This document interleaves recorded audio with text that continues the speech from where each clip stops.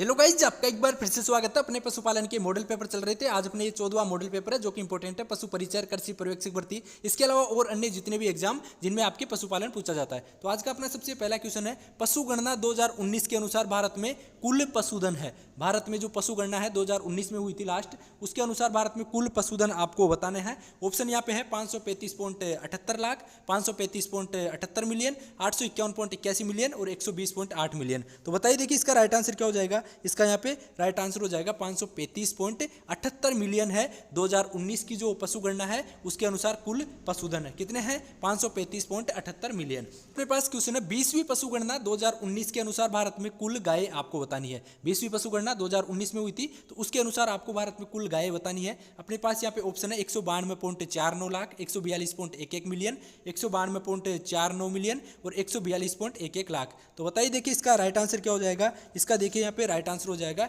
192.49 million है गाय है 2019 की पशु गणना के अनुसार। 20वीं पशु गणना 2019 में इसके अनुसार कितनी गाय है, 192.49 मिलियन। कितनी, 192.49 मिलियन गाय। अपना क्वेश्चन है भारत में सर्वाधिक भैंसें किस राज्य में पाई जाती है। 20वीं पशु गणना 2019 के अनुसार आपको बताना है कि भारत का ऐसा कौन सा राज्य है जिसमें सर्वाधिक भैंसें पाई जाती है। ऑप्शन अपने पास है राजस्थान, गुजरात, उत्तर प्रदेश और इसके अलावा मध्य प्रदेश। तो बताइए देखिए इसका राइट आंसर क्या हो जाएगा। इसका यहाँ पे राइट आंसर हो जाएगा यूपी, यानी उत्तर प्रदेश में सर्वाधिक भैंसें पाई जाती है 20वीं पशु गणना के अनुसार। राजस्थान की बात करें तो राजस्थान का यहाँ पे द्वितीय स्थान है, तो ये भी आपको ध्यान रखना है। नेक्स्ट अपने पास क्वेश्चन है, राजस्थान की वह एकमात्र डेयरी जिसमें ऊँटनी का दूध मिलता है। ऐसी कौन सी राजस्थान की एकमात्र डेयरी है जिसमें ऊँटनी का दूध मिलता है। अपने पास ऑप्शन है Padma dairy, Gangmool dairy, उर्मल dairy और बरमूल डेयरी। तो बताइए देखिए इसका यहाँ पे राइट आंसर क्या हो जाएगा। इसका देखिए यहाँ पे राइट आंसर क्या हो जाएगा। कौन सी डेयरी है ऐसी, वो डेयरी है अपने उर्मुल डेयरी। कौन सी, उर्मुल एक डेयरी है जो कि बीकानेर में स्थित है और इसमें राजस्थान की एकमात्र डेयरी है जिसमें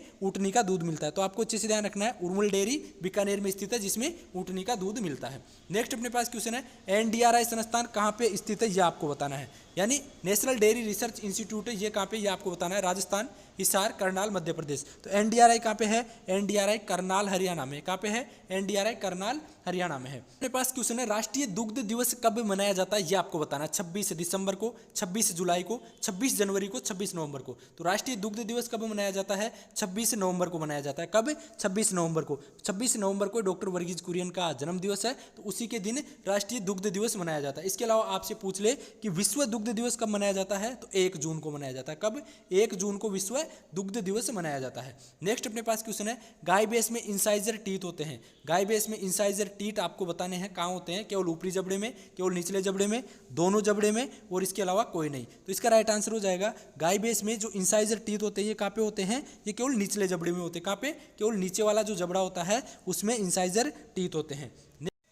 नेक्स्ट देखिए अपने पास क्वेश्चन है, पशु बांधने की सर्वोत्तम विधि है। बंद आवास विधि, मुंह से मुंह विधि, पूंछ से पूंछ विधि, उपयुक्त सभी। तो यहाँ पे देखिए इसका राइट आंसर क्या हो जाएगा। इसका राइट आंसर हो जाएगा पूंछ से पूंछ विधि। बंद आवास विधि है, इसी के ये 2 विधियां होती है, मुंह से मुंह विधि और पूंछ से पूंछ विधि। तो इनमें सबसे अच्छी विधि कौन सी है, पूंछ से पूंछ विधि है, ये पशु बांधने की सर्वोत्तम विधि है। नेक्स्ट अपने पास क्वेश्चन है, अंडे से चूजों में फैलने वाली बीमारी कौन सी है। आपको बतानी है कि अंडे से चूजों में कौन सी बीमारी फैलती है। कोक्सीडियोसिस, ल्यूकोसिस, मेरेक्स और फाउल पॉक्स। तो अंडों से चूजों में फैलने वाली बीमारी कौन सी है, ल्यूकोसिस है। आपको अच्छे से ध्यान रखना है, ल्यूकोसिस बीमारी अंडों से चूजों में फैल जाती है। क्वेश्चन है, हे बनाने हेतु सर्वोत्तम फसल है। इनमें से आपको हे बनाने हेतु सर्वोत्तम फसल बतानी है। गेहूं, बरसीम, बाजरा, गन्ना। तो हे बनाने हेतु सर्वोत्तम फसल क्या है, इनमें से बरसीम। आपको ध्यान रखना है, हे बरसीम और रिजके से बनाई जाती है। किससे, रिजके से भी हे बनाई जाती है। आपको ध्यान रखना है, बरसीम और रिजके से हे बनाई जाती है। हे में नमी की बात करें तो हे में नमी कितनी होती है, 14 से 15% हे में नमी होती है। कितनी, 14 से 15% हे में नमी होती है।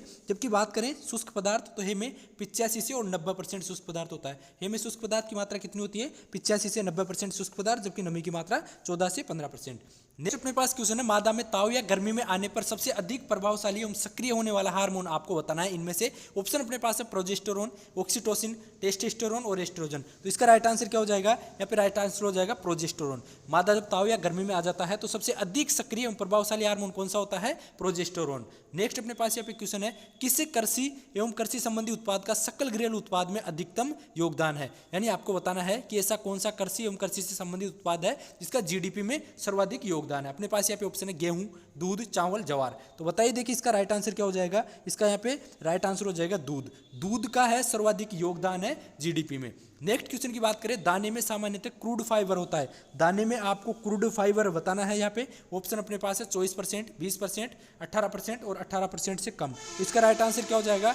दाने में क्रूड फाइबर कितना होता है? 18% से कम होता है। कितना होता है दाने में क्रूड फाइबर? आपको ध्यान रखना है 18% से कम क्या होता है दाने में क्रूड फाइबर। यहाँ पे सही कथन आपको बताना है, चारे में क्रूड फाइबर 18% से अधिक होता है और टीडीएन यानी टोटल डाइजेस्टिव न्यूट्रिएंट है वो 60% से कम होता है। तो यहाँ पे देखिए फर्स्ट ही ऑप्शन राइट हो जाएगा। आपको ध्यान रखना है, चारे में क्रूड फाइबर आपसे पूछ ले तो क्रूड फाइबर कितना होता है चारे में? 18% से अधिक होता है और टीडीएन 60% से कम होता है। टीडीएन मतलब टोटल डाइजेस्टिव न्यूट्रिएंट है, ये 60% से कम होता है चारे में और क्रूड फाइबर 18% से अधिक होता है। तो फर्स्ट ऑप्शन ही यहाँ पे राइट हो जाएगा। नेक्स्ट क्वेश्चन है, 1 ग्राम वसा के पूर्ण ऑक्सीकरण से उत्पन्न कैलोरी होती है। 1 ग्राम वसा के पूर्ण ऑक्सीकरण से उत्पन्न कैलोरी आपको बतानी है। 4.1 KCl, 9.3 KCl, 2.25 KCl और 6.1 KCl। तो इसका राइट आंसर क्या हो जाएगा? इसका यहाँ पे राइट आंसर हो जाएगा 9.3 किलो कैलोरी ऊर्जा प्राप्त होती है 1 ग्राम वसा के पूर्ण ऑक्सीकरण से। नेक्स्ट अपने पास क्वेश्चन है, फेरोइंग है। फेरोइंग बताना है, भेड़ में ब्याने की क्रिया है, सुअरी में ब्याने की क्रिया है, बकरी में ब्याने की क्रिया है या घोड़ी में ब्याने की क्रिया है। तो बताइए देखिए फेरोइंग क्या है?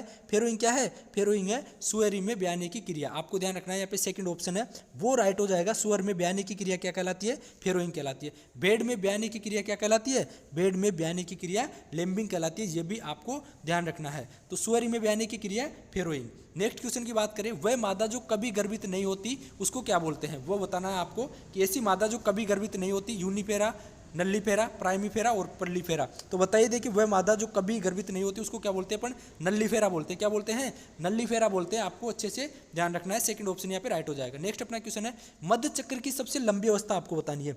मध्य चक्र की सबसे लंबी अवस्था कौन सी है वो आपको बताना है। डाइस्ट्रस, प्रोस्ट्रस, मेटास्ट्रस और एनिस्ट्रस। तो मध्य चक्र की सबसे लंबी जो अवस्था होती है वो कौन सी होती है? डाइस्ट्रस। फर्स्ट ऑप्शन यहाँ पे राइट हो जाएगा। अपने पास क्वेश्चन है, जुगाली करने वाले पशुओं में यथार्थ आमाशय यानी ट्रू स्टोमच होता है वो आपको बताना है। रूमेन, रेटिकुलम, एबोमेजम और ओमेजम। तो इसका राइट आंसर क्या हो जाएगा? इसका देखिए यहाँ पे राइट आंसर क्या हो जाएगा? एबोमेजम है। ये जुगाली करने वाले पशुओं में ट्रू स्टोमच होता है यानी यथार्थ आमाशय होता है। तो क्या हो जाएगा यहाँ पे राइट आंसर? एबोमेजम।